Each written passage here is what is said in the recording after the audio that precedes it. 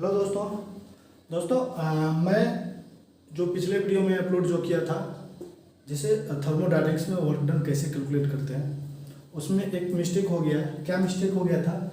जो adiabatic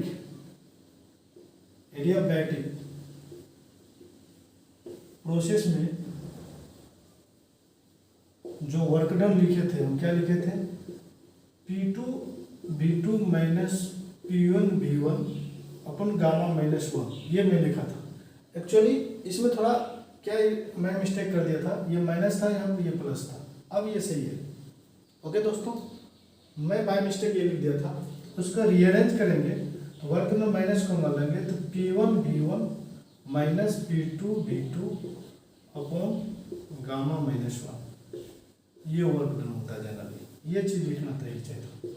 okay, तो ये सिर्फ यहाँ पर माइनस कर दिया था, तो यहाँ पे माइनस प्लस ये एक्चुअली मैं पहले करना था, ये चाहिए था। ओके, तो इसको करेक्ट कर लें दोस्तों। और मैं अभी जो बताने जा रहा हूँ दोस्तों, वो है कि ग्राफ में पीवी वर्क दिया है, मतलब प्रेशर वर्सेस वॉल्यूम का ग्राफ दे दिया है। उसमें बहुत सारा साइक्लिक प्रोसेस है, बहुत सारा प्रोसेस है, जैसे isochoric process, isobaric process, isothermal process, adiabatic process और पॉलीट्रोपिक प्रोसेस। हमको आइडेंटिफाई करे पर मतलब जेई एडवांस में मैच द फॉलोइंग के वो केस से आ जाएगा कि कौन सा कर्व किसका। दोस्तों ये बहुत इम्पोर्टेंट है, इस फॉर्म में इम्पोर्टेंट है, ताकि वो जो मैच द जो ABC 5 कर्व दे दिया रहेगा, इसका नाम दे दिया रहेगा, कहेगा इसको मैच कराए। मैचिंग में क्वेश्चन आता है दोस्तों, 2 नंबर 3 नंबर 4 नंबर के भी आता है। इसीलिए इसमें एक खास बात यह है कि ये निगेटिव मार्किंग रहता है। यदि आप ये कंसेप्ट पढ़ लोगे तो आपसे क्वेश्चन गलत नहीं होगा, तो रिलेटिवली आप ज़्यादा बेनिफिट ज़्यादा स्कोर कर सकते हो compare to other student. Okay, तो मैं एक ग्राफ लेता हूँ प्रेशर वर्सेस वॉल्यूम का, ध्यान रखना, प्रेशर वर्सेस वॉल्यूम का। अब हमको इसमें हम ग्राफ कर्व देता हूँ, तो कर्व को नाम बताना है। हम कैसे इसको हम आइडेंटिफाई करेंगे, इस प्रोसेस को आपको दोस्तों अभी माइंड लगाना है कि हम कैसे आइडेंटिफाई करते हैं कि ये प्रोसेस, इस ग्राफ का नाम यही प्रोसेस क्यों है और कैसे मैं इसको जज कर रहा हूँ। इस जजमेंट पे ध्यान देना है दोस्तों। ओके, सबसे पहले मैं एक कर्व लेता हूँ।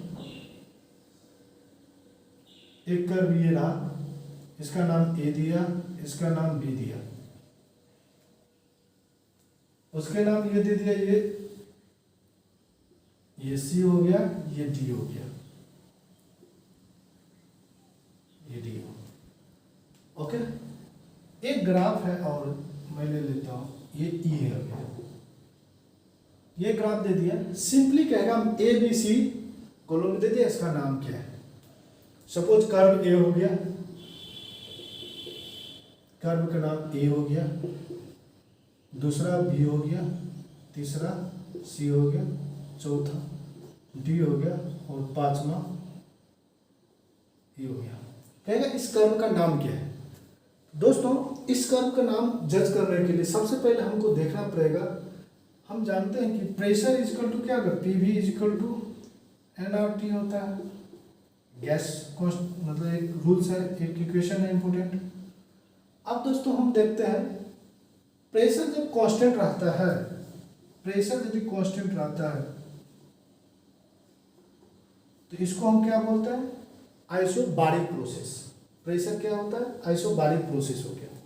प्रेशर जब कांस्टेंट होगा तो उसको क्या बोलते हैं दोस्तों, हम आइसोबारिक प्रोसेस बोलते हैं।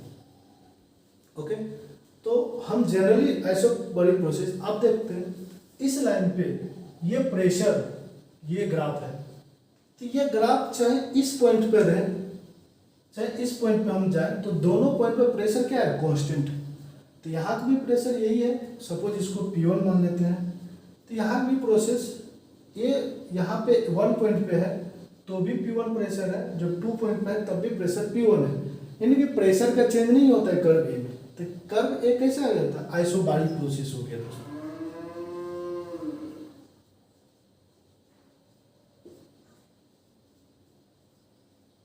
Isobaric process. कर्व बी पे ध्यान रखते हैं, सपोज इसका वॉल्यूम मान लेते हैं V1, तो ये इस पॉइंट पे भी वॉल्यूम V1 है और इस पॉइंट पे भी वॉल्यूम V है, तो दोनों पॉइंट पे वॉल्यूम सेम ही है। इसका मतलब इस B कर्व पे वॉल्यूम चेंज नहीं हो रहा, यानी कि वॉल्यूम कांस्टेंट है। तो वॉल्यूम कांस्टेंट है तो उसको क्या बोलते हैं दोस्तों? Isochoric process. ये हो गया दोस्तों आइसोकोरिक प्रोसेस। अब सी बात करते हैं। सी दोस्तों, सी और डी में कंफ्यूजन है। सी और डी में एक होता है एडियाबैटिक और टेम्परेचर, क्योंकि पीवी बराबर कांस्टेंट, टेम्परेचर कांस्टेंट हो गया तो पीवी कांस्टेंट हो गया। पीवी कांस्टेंट हो गया तो ये हाइपरबोला हो गया, तो ये भी हाइपरबोला से ही एक होता है पीवी के power gamma equal to constant, ये भी हाइपरबोला हो गया। अब ये दोनों में से कौन किसका होगा? ये होता है टेम्परेचर कांस्टेंट आइसोथर्मल प्रोसेस, ये एडियाबैटिक प्रोसेस होता है। इसी को आइडेंटिफाई करना है। तो दोस्तों जो कर्व ज़्यादा स्टीप होगा, जो कर्व ज़्यादा स्टीप होगा, मतलब rate of the change same volume में रेट ऑफ चेंज जो होगा वो ज़्यादा होगा, तो वो हमारा क्या होता है? एडियाबैटिक प्रोसेस होता है। वो हमारा क्या होता है दोस्तों? हमारा एडियाबैटिक प्रोसेस जो ज़्यादा स्टीप हो गया। ओके, तो जो ज़्यादा स्टीप हो गया। तो अब मान लेते हैं ये सपोज इस वॉल्यूम की बात कर रहे हैं, इस कर्व की बात कर रहे हैं, तो इसमें देखो थोड़ा सा चेंज हुआ। इसको टेंजेंट ड्रॉ करेंगे, इसमें देखो कितना ड्रॉप हो गया। तो इसमें थोड़ा सा ड्रॉप हुआ, इसमें ज़्यादा ड्रॉप हो रहा। तो ज़्यादा जिसमें ज़्यादा सेम मूव करने पे हमारा V2 से V3 जाने पे इस कर्व में, ई वाले कर्व में ए बी सी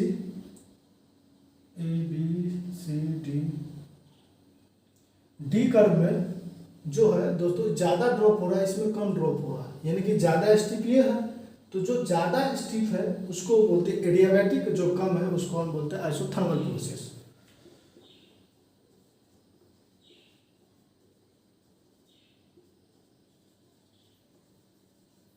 और डी को बोलेंगे आइसो एडियाबैटिक प्रोसेस।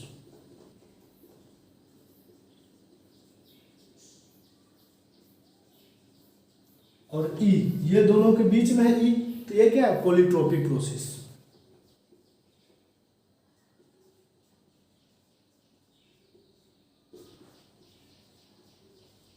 कितना शानदार क्वेश्चन है दोस्तों।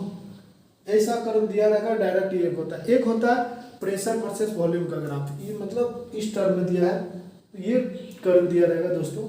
इस टाइप के सवाल में आप क्वेश्चन आएगा एग्जाम में, तो इजीली आप उसको चेक लगा सकते हैं और इजीली आपको आसानी से स्कोर कर सकते हैं वहाँ पे दोस्तों। बस यही चीज़ होता है। एक चीज़ और मैं यहाँ पे बताता हूँ, ये तो ये रही। अब मल्टीपल चॉइस क्वेश्चन के मोर देन वन आंसर में इसी चीज को, ये मैच द फॉलोइंग है, मैच द फॉलोइंग और मोर देन वन क्वेश्चन में भी ऐसा पूछा जा सकता है। ओके, ये होता है पॉलीट्रोपिक, p के power n is equal to constant. Okay, अब देखते हैं, कहेगा कि यदि n बराबर 0 हो जाए तो क्या होगा? n बराबर इन्फिनिटी हो जाए, टेंड्स टू, कभी बराबर नहीं, तो टेंड्स टू इन्फिनिटी हो जाए तो क्या हो जाएगा? n इज इक्वल टू 1 हो जाए तो क्या होगा? ओके, और n is equal to gamma हो जाएगा तो क्या होगा? ओके दोस्तों, ये क्वेश्चन पूछता है, पॉलीट्रोपिक के इक्वेशन दे दिया रहेगा। यदि n बराबर 0 तो कौन सा प्रोसेस होगा? कौन सा? वो तो ग्राफ में था, अब डायरेक्ट थ्योरेटिकली पूछ देगा कि n बराबर 0 है तो कौन सा प्रोसेस होगा, n is equal to infinity होगा तो कौन सा प्रोसेस होगा, n इज इक्वल टू 1 होगा तो कौन सा प्रोसेस होगा, n is equal to gamma होगा तो कौन प्रोसेस। चलिए हम स्टडी करते हैं, कुछ नहीं पुट करेंगे। p is equal to n is equal to 0, v के power 0 is equal to constant, तो 0 का पावर क्या होता है? 1 होता है, तो यानी कि pressure is equal to constant. तो ये कौन सा प्रोसेस होता है? किस प्रोसेस में प्रेशर कांस्टेंट होता है? आइसोबारिक प्रोसेस में। तो ये क्या होगा दोस्तों? Isobaric process.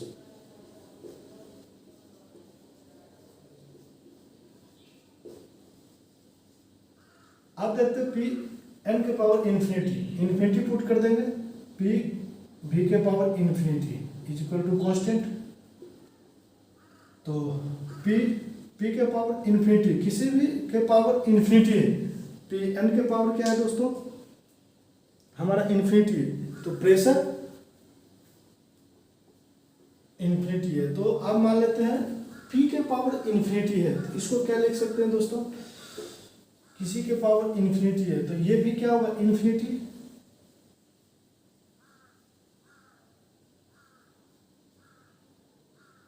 C के पावर B के पावर क्या होगा, इन्फिनिटी।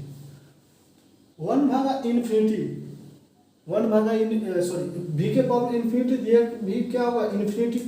ये टर्म इनफाइनाइट हो गया, ये कांस्टेंट है, ये टर्म क्या होगा, जीरो। तो प्रेशर इज इक्वल टू क्या होगा हमारा, जीरो। यहाँ पे प्रेशर जीरो आ गया। अब इससे क्या कंक्लूजन निकलता है दोस्तों, इससे कोई कंक्लूजन, प्रेशर हमारा जीरो आ गया। तो जो प्रेशर जीरो आ गया तो एक्चुअली जो प्रेशर है, ओके दोस्तों, तो जो प्रेशर जीरो हो गया, अब इसका मतलब दोस्तों प्रेशर जीरो हो गया इस कंडीशन में, यहाँ से है प्रेशर जीरो। तो प्रेशर जीरो हो तो एक पीवी इक्वल टू क्या होता है दोस्तों, एनआरटी। तो प्रेशर जीरो, प्रेशर जीरो हो गया। अब देखो प्रेशर जीरो हो गया, ये इन्फिनिटी है, इसका मतलब फिर भी ये कांस्टेंट होना चाहिए, कांस्टेंट है, प्रेशर जीरो है, तो यानी कि प्रेशर जीरो है तो ये जीरो नहीं होगा हमारा, ये जीरो हमारा नहीं होगा, क्योंकि कांस्टेंट होना है। यदि प्रेशर ये जीरो हो गया तो भी हमारा जीरो नहीं होगा, क्योंकि दोनों का प्रोडक्ट कांस्टेंट होना है, तो ये जीरो है, दूसरे कैसे जीरो होगा। तो इसीलिए हमारा ये क्या होगा दोस्तों, P यदि इन्फिनिटी होगा तो ये हमारा क्या होगा दोस्तों, आइसोकोरिक प्रोसेस होगा।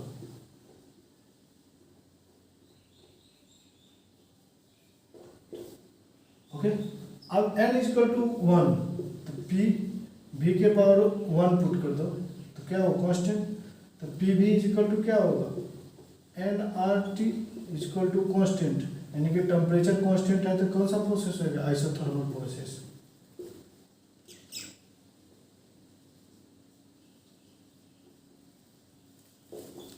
ओके, पी के power N equal to gamma put करोगे, पी वी के power gamma equal to constant. ये कैसा प्रोसेस है दोस्तों, ये एडियाबैटिक है।